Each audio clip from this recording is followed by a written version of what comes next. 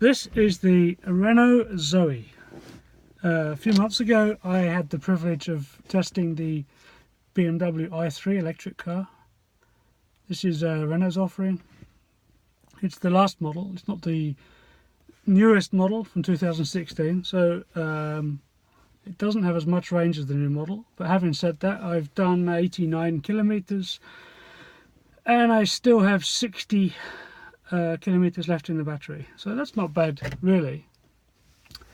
What can I say? It's a perfectly normal car, unlike the i3, which was a love it or hate it design object from the outside. This feels like a cheap, typical plastic interior car. It's nice.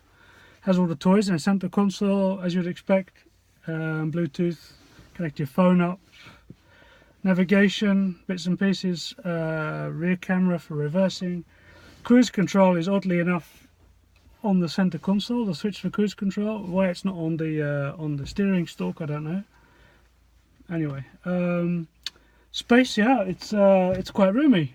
They call it a super mini, I think. You could fit 5 people in here. Floor space. I don't know where to put the batteries, to be honest. I think under these seats here and a bit under the floor and under the front somewhere, because they're very flat. I don't feel them sitting up high on top of batteries, which was the case with the i3. It seemed quite a high car. So far so good. One thing I really not liking at the moment is the lack of motor braking or regeneration.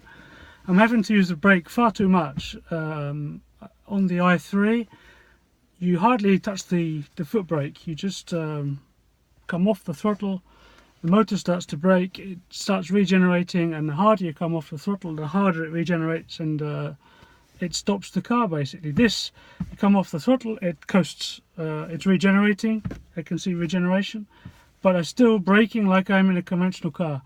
Maybe that's a